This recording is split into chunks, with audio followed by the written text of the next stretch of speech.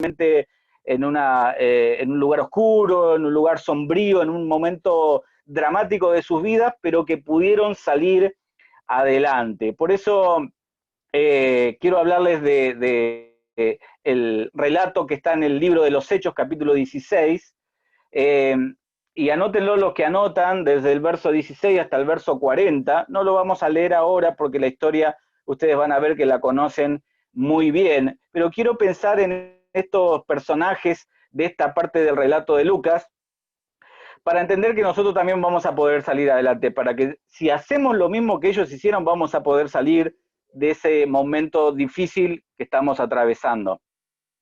Y lo que hicieron ellos fue algo que a mí en medio de la pandemia Dios me habló, y en medio de la situación de la iglesia Dios nos habló, y que yo también quiero compartir con ustedes. Lo que hicieron ellos fue levantar una alabanza al Señor en medio de ese momento dramático, pero no fue cualquier alabanza, fue una alabanza subversiva. Así que la reflexión que yo quiero compartirles el día de hoy se llama alabanza subversiva, ¿no? Primero, lo que quiero decirles es que quiero aclararles el término subversión, porque justamente ahora se está hablando mucho acerca de las Fuerzas Armadas, ¿no? Que hicieron como una mesa de enlace, que algunos militares retirados que fueron parte seguramente de la Fuerza Armada del último golpe de Estado acá en la Argentina, quizás tienen añoranza de esos momentos y de alguna manera tratan de vincularse, de organizarse como para ser una alternativa a un gobierno que algunos no quieren, ¿no?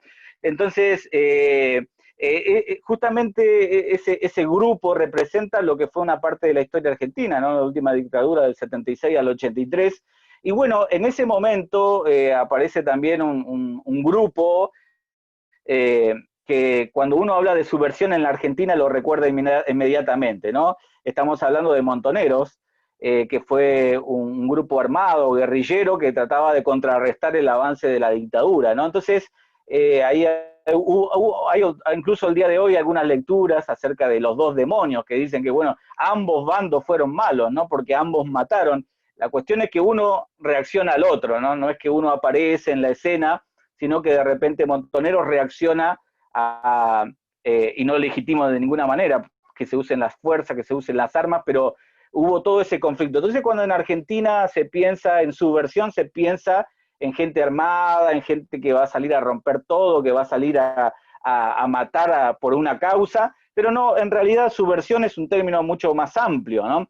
Se denomina subversión aquello que se propone o que es capaz de subvertir un orden, de transformar, de cambiar algo que está establecido, ¿no? Algo que sea de índole político, de índole social, económico, moral, está establecido de una manera. Bueno, la subversión tiende a ir en contra de eso y a tratar de justamente subvertir ese orden. Y yo quiero quedarme con esa definición, porque me parece que lo que Pablo y Silas hicieron en esa oportunidad fue un acto subversivo, un acto que fue en contra de lo que se esperaba, un acto que fue en contra de lo que ellos mismos estaban viviendo. Ustedes conocen esta historia porque Pablo y Silas, su compañero de misión, no como alguno diría, ¿no? Que era algún confundido por ahí que decía que Silas era la esposa de Pablo, ¿no? Porque parece que suena femenino. No, Silas era el compañero de Pablo, un compañero de misión. Así que ellos predicando en la ciudad de Filipos, son apresados y llevados a la cárcel en las peores condiciones de aquel tiempo, ¿no? Por dos cargos, dice el texto, cuando uno lo lee, desde el verso 16 al verso 40, como decíamos en el capítulo 16, son dos cargos que le adjudican a Pablo y a Silas, por los cuales los meten preso. Uno fue alborotar la ciudad y el otro fue ir en contra de las costumbres romanas. Estos hombres están alborotando la ciudad y estos hombres están enseñando cosas que a los romanos no nos es lícito.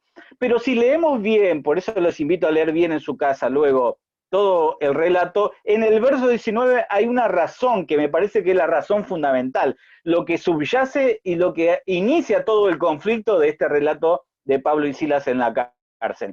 Hay una cuestión de fondo, y la cuestión de fondo es la economía.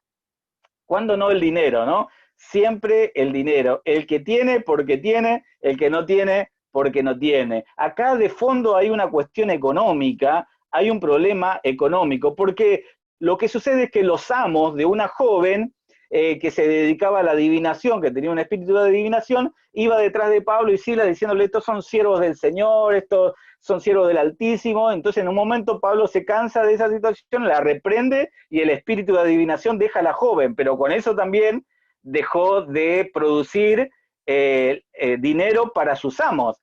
Nosotros hablamos quizá en términos normales, como amos, pero acá hay una cuestión muy fuerte, ¿no? Que hoy en día está totalmente erradicada en todos los países del mundo, al menos en la esclavitud como se conocía, pero ahí hay una esclava de unos amos y esos amos se aprovechan de esa joven esclava para tener ingresos económicos por medio de la actividad que ella llevaba adelante. Entonces, si nosotros somos sinceros, somos coherentes con el texto bíblico, esa es la razón fundamental por la que Pablo y Silas quedan presos. Esa es la razón. Después, más adelante, Lucas va a decir que la gente decía que ellos estaban alborotando la ciudad y estaban, bueno, esas son las razones que de alguna manera vienen a legitimar que ellos terminen presos. Pero la razón fundamental acá es una cuestión económica, porque claro, al perder ellos a esta joven, de alguna manera, pierden sus ingresos económicos y por lo tanto también empiezan a perder su estatus económico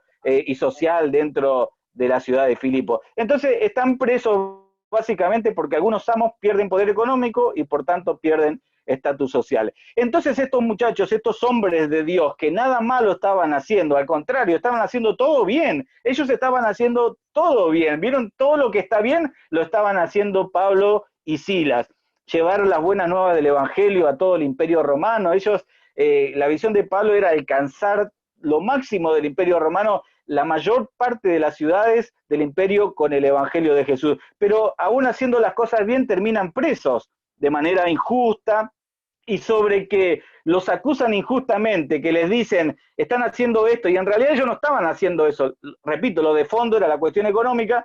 Encima se ganaron a todo el pueblo porque dice que todos los filipenses los injuriaban, los insultaban y sobre eso vinieron los azotes y dice Lucas que fue preciso, dice que los azotaron mucho, mucho. Entonces, imaginémonos que la gente los empieza a insultar, los empieza a injuriar y encima los golpean hasta dejarlos prácticamente desmayados y así terminan presos en las peores condiciones en el calabozo de más al fondo. Y en medio de esas horribles condiciones que ninguno de nosotros gustaría tener, no sé si alguno de ustedes fue demorado en alguna comisaría. Miren, yo fui a una comisaría a hacer una denuncia y me sentí incómodo haciendo una denuncia. Imagínense estar del otro lado del calabozo, ¿no? Estar del otro lado en un ámbito como ese. Ellos siendo inocentes, porque digamos que si uno hizo algo malo, puede esperar estar del otro lado de los barrotes, pero si uno no hace nada malo, al contrario, hace las cosas bien, no puede esperar estar del otro lado de los barrotes. Pero en medio de esas condiciones, con los poderes económicos, porque acá hay una cosa, ¿no? Con los poderes económicos, cuando lo tocan a uno, estos salen corporativamente a defenderse. ¿Vieron lo que pasó ahora con la tierra, no? Le tocaron la tierra a uno y los demás salieron a decir, bueno, puede ser que nos pase a nosotros también. Entonces lo que actúa es una corporación, ¿no? Entonces cuando los ricos se sienten tocados, cuando el poder económico se siente tocado, es lo mismo nos pasa a nosotros, ¿no? Es una cuestión de sobrevivencia, de supervivencia. Si a los evangélicos, digamos, si a ustedes el día de mañana pasan 2, 3 locos en un auto y le tiran huevos y le pintan la pared y le ponen ahí en la pared de la iglesia a favor del aborto, viva el aborto, digamos, vamos a salir todos como una agrupación, como un cuerpo a decir esto está mal, nos vamos a defender. Bueno, con los ricos pasa lo mismo, y con los ricos de aquella época, con los amos de aquella época, pasa lo mismo. Estos habrán pensado, bueno, si les pasó a estos amos, puede ser que Pablo, con su mensaje y con todo lo que dice, nos empiece a complicar nuestra economía, nos empiece a complicar nuestra clase social. Entonces nosotros no podemos perder. Entonces en sociedades así, y lo que pasaba con los filipenses también es que toda la gente se sumó a eso, ¿no? Los famosos desclasados que salen a defender a quienes no son ni siquiera como ellos, ¿no? Defendemos a los ricos y nosotros capaz que jamás seremos ricos. Bueno, todo eso es lo que ellos tenían en contra, el poder económico y el poder judicial. Y acá quiero hacer un paréntesis también, porque justamente lo hablábamos con los hermanos ayer en nuestro espacio también de los jueves. Acá había una cuestión judicial que es lo que pasa siempre, ¿no? En la Argentina. ¿Vieron? Ahora está de moda la serie de Netflix El Carmel, donde se cuenta que toda una familia, entre comillas, inocente, terminó de pagar por la muerte de una de sus hermanas, un pariente de ella, que fue María Marta García Belsunce. La cuestión es que muchos sostienen que toda la familia es inocente y que hay un hombre de afuera que terminó matándola a ella. Pero entonces acusan que el poder judicial es tan poderoso que hasta los inocentes lo pueden meter preso. Entonces, no es una cuestión nueva, ¿no? Y es una cuestión difícil y es una cuestión donde la Iglesia también tiene que dar un pensamiento, porque hoy ocurre exactamente lo mismo. ¿Se acuerdan del relato de Pablo a los hermanos de Corinto cuando había un problema dentro de la Iglesia, un problema judicial, que no se precisa cuál era el problema judicial? Pero Pablo les aconseja, le dice, miren, mejor resuélvanlo dentro de la iglesia, ¿se acuerdan? Mejor los litigios entre hermanos, si ustedes tienen algo en contra de su hermano, resuélvanlo entre ustedes. ¿Y qué es lo que está diciendo Pablo? ¿Que la iglesia tiene que descartar el poder judicial? ¿No? Pues nosotros vivimos en una democracia tiene tres poderes, ¿no? El poder judicial, uno tiene que acatar lo del poder judicial. El poder legislativo, acatar lo que dice el poder legislativo. El poder ejecutivo, acatar lo que dice el ejecutivo. Nosotros no vamos en contra de la democracia. Entonces, ¿por qué Pablo dice que los litigios que tienen entre los hermanos lo tienen que resolver entre los hermanos? No vayan al poder judicial, porque el poder judicial de aquella época era capaz que más corrupto que el día de hoy. Entonces, si había un problema como la iglesia de Corinto, que muy probablemente era un problema entre alguien que tenía y alguien que no tenía, entre un poderoso y un indefenso, entre un rico y un pobre, es muy probable que cuando vayan al poder judicial, el fallo sea a favor del poderoso, el fallo sea a favor del rico, el fallo sea a favor del que tenía otro tipo de contacto con el poder judicial de aquella época. Entonces Pablo dice, miren, no lo explicita en su carta, pero uno da a entender, por todo lo que rodea el texto, es que si iban al poder judicial, iba a fallar a favor del más fuerte y no del más débil, aunque el más débil tuviera razón. Entonces Pablo dice, mejor resuelvan entre ustedes. Esa es una lectura que tenemos que hacer nosotros. Muchas veces el Poder Judicial está en la antípoda de lo que Dios quiere para una nación, para un país, para una provincia, para un colectivo como somos nosotros, un colectivo evangélico que tiene derechos, que tiene una propuesta de vida. Bueno, el Poder Judicial estaba en contra también de estos dos muchachos que terminan presos. Y fíjense que esto es una lógica que se sigue repitiendo en todo el Nuevo Testamento, comenzando por Jesús, porque Jesús termina preso. ¿Y cuál es la acusación de Jesús? No hay. Es más, Poncio Pilato dice, mire muchachos, yo me tengo que lavar la mano porque no veo nada malo en Jesús. Pero hay una presión del poder religioso sobre el poder judicial que termina llevándolo a la muerte a Jesús, asesinándolo de una manera cruel por algo que él no hizo. Está bien, nosotros entendemos que si Jesús no moría, nosotros no podíamos ser salvos, eso lo sabemos, y que la Escritura anticipaba que eso le tenía que pasar a Jesús. Pero ¿no les parece que es algo totalmente malo, totalmente perjudicial para una nación, para una comunidad, que el poder judicial esté corrompido? Sí, porque si lo llevamos del término normal o natural, Jesús no tendría que haber terminado en esa cruz, porque él era inocente. Ahora, él tenía que pagar el precio y lo hizo, pero digamos que desde ahí en adelante los cristianos vivieron una cruel persecución por parte de la religiosidad de aquella época y del poder judicial que avalaba todo. Si tenían que apedrear a alguien, el poder judicial romano dice, bueno, resuélvanlo ustedes, y se lavaban las manos. Entonces, ahí estaba todo metido. Cuando Pablo y Sila terminan presos, estaban metidos el poder judicial, el poder económico, el poder político, incluso la opinión pública, ¿no? Si hubiera habido medios de comunicación, hubieran salido a decir todo, Pablo y Silas presos por alborotar la ciudad. Mentira, pero muchas veces los medios de comunicación mienten también, engañan y manipulan la opinión de la gente, y toda la gente estaba en contra de Pablo y Silas por algo que no hicieron, ¿me explico? Ellos eran totalmente inocentes, pero todo el pueblo, toda la ciudad, imagínense lo que es el poder, ¿no? De los comunicadores, de la sociedad, de los medios de comunicación, que terminan mintiendo, mintiendo, mintiendo, y esa mentira, mentira, mentira, se transforma luego en una verdad.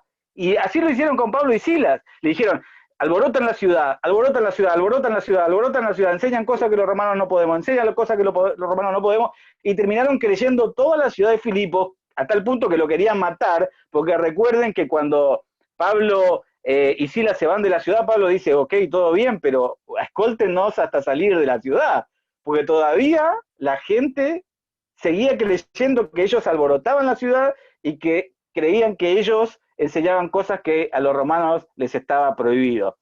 Entonces, en medio de ese contexto, en medio de esa situación, ellos están en el fondo del calabozo con todo el poder en contra y nosotros pensaríamos, bueno, ya están vencidos, esos hombres están vencidos, porque no hay con qué darle al poder económico, no hay con qué darle al poder político, no hay con qué darle al poder judicial, no se puede, siempre los débiles van a perder. Ellos tienen que estar devastados ahí, y ellos, lo que querían ellos justamente al ponerlos allá al fondo es devastarlos. Si algo les quedaba, tenían que perderlo en ese calabozo oscuro y frío al que lo habían metido.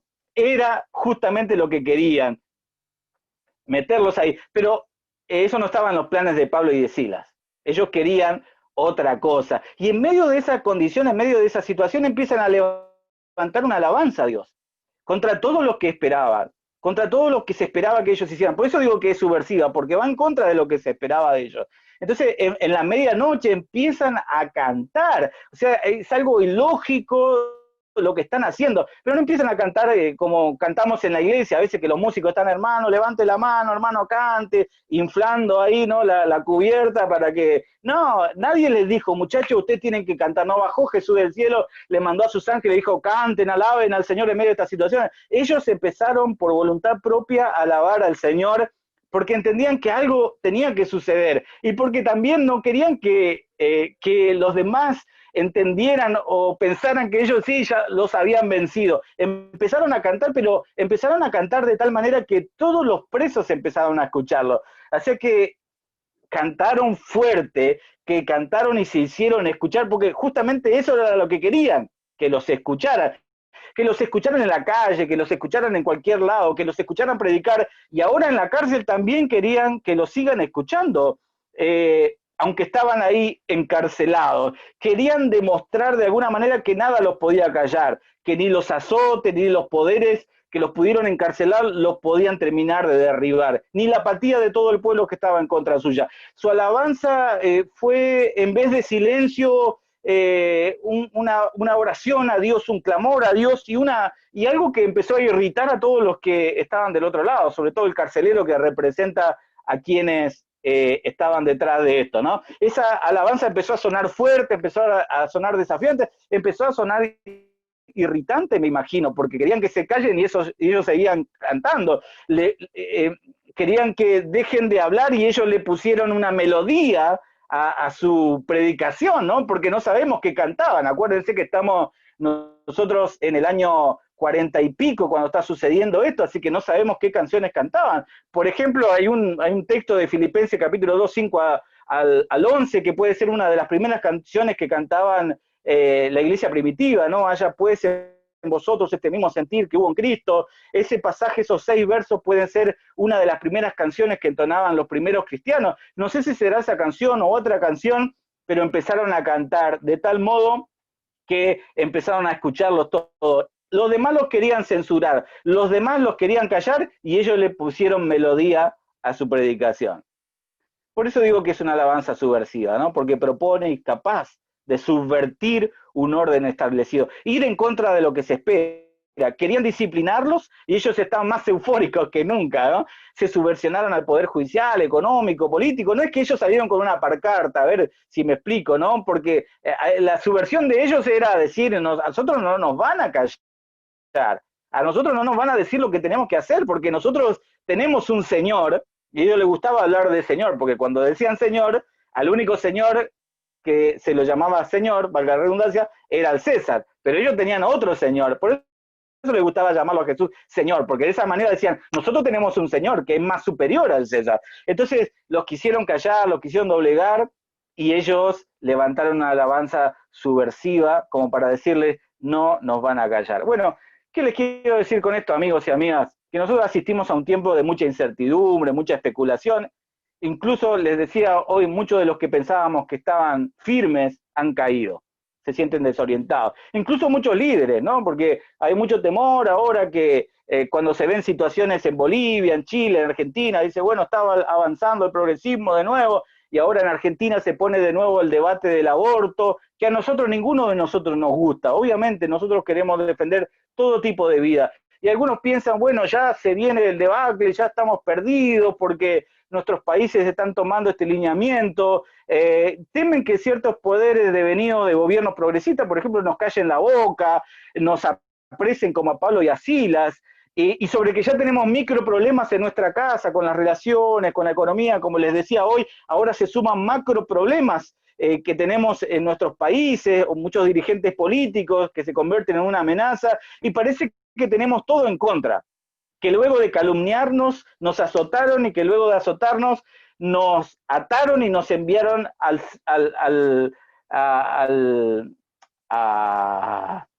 se me fue la palabra, al calabozo de más al fondo. Parece que estamos ahí en medio de la mugre, abandonados, y en un lugar oscuro y sombrío que no recibe ningún tipo de luz. Pero si nosotros estamos en esa condición, pero si nosotros realmente consideramos que está todo en nuestra contra, quiero decirles que estamos en las mismas condiciones entonces, salvando las distancias, en las que estuvo Pablo y en las que estuvo Silas.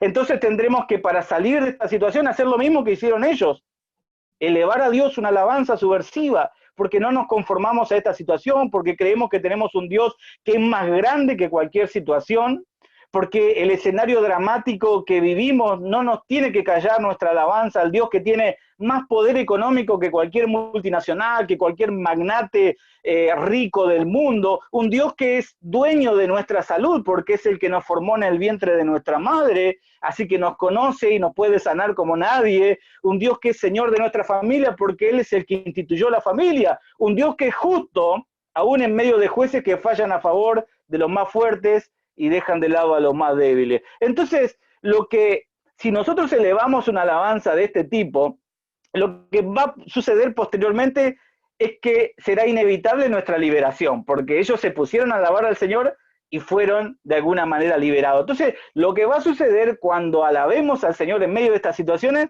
va a ocurrir la inevitable liberación. Cuando esa alabanza subversiva mueva la mano de Dios, que no se puede quedar quieta, o que no la pueden aquietar, que no la pueden mantener sin hacer nada cuando Dios lo dispone de otra manera. Y ese Dios nos empieza a liberar de estas situaciones. Y las conclusiones de esta alabanza subversiva, para ir terminando, fueron varias y todas muy importantes. Lo que sucedió posteriormente a esta liberación es que se empezó a evangelizar a un nuevo grupo de personas. Representados en el carcelero y en su familia, ¿no? Y por medio de ellos seguramente llegaron muchos también. Y también la rendición, porque la rendición del poder político judicial, porque tuvieron que venir, si ustedes leen bien el relato, tuvieron que venir a pedirle perdón, a pedirle disculpas a Pablo y a Silas por el trato que habían tenido con ellos. Imagínense que finalmente vienen a decirle disculpen, no, por favor, que esto quede en la nada, olviden este percance, olviden esto no, fue un error nuestro, una equivocación nuestra, y Pablo no está contento solamente con las disculpas, le dice, no, muchachos, ustedes no solamente nos van a pedir esa disculpa, que nos deben pedir esa disculpa, pero también nos van a escoltar hasta salir de la ciudad, ¿no? Y fíjense cómo ellos entran a esa ciudad y los persiguen y todo, y salen como personas importantes, porque salen escoltados, ¿no?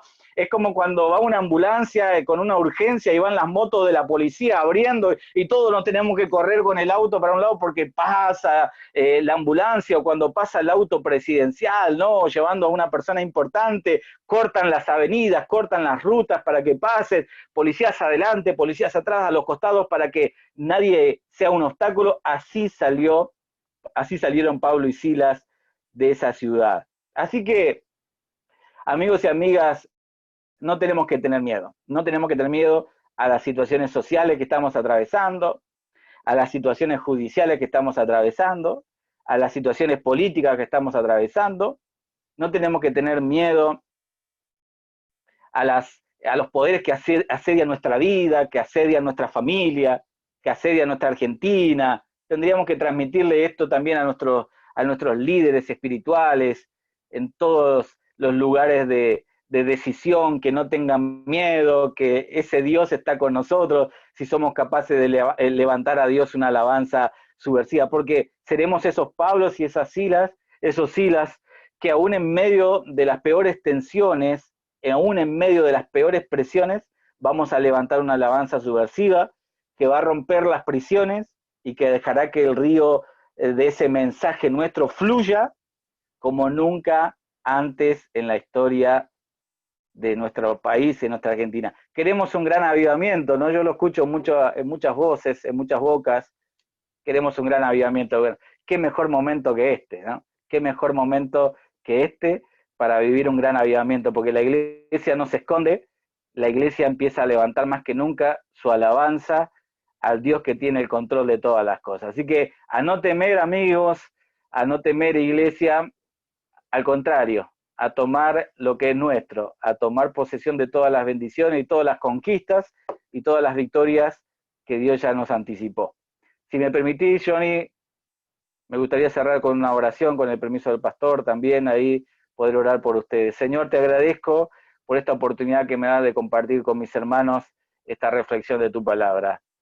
Señor, yo sé que todos estamos viviendo situaciones dramáticas. Yo sé que, Señor, muchos estamos tensionados y presionados por las situaciones que nos rodean, Señor. Más a eso se suman, Señor, el pronóstico de muchos que dicen que estamos mal y que iremos peor. Señor, pero ese debería ser, Señor, el escenario ideal para que como iglesia nos levantemos, Señor. A no preocuparnos por nosotros, porque vos tenés cuidado de las aves del cielo, de los lirios del campo, y cómo no vas a tener cuidado de mí, de mi familia, de mi hermano, de mi hermana que está del otro lado y de su familia. Esa no debería ser nuestra preocupación, Señor.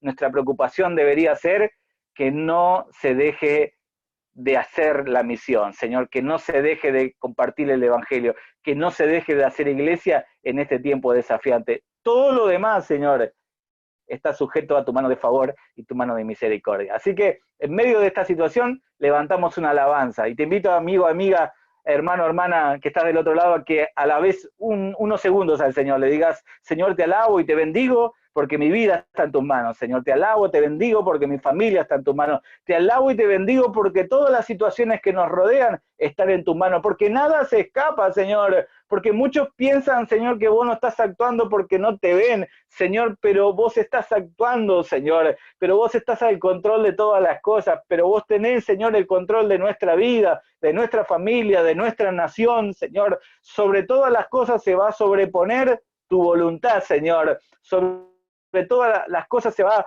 a sobreponer tu liberación, Señor, cuando nosotros seamos personas de fe, que en medio de la crisis, que en medio de las presiones y las tensiones, levantemos una alabanza que te glorifique y que te exalte, Señor. En el nombre de Jesús.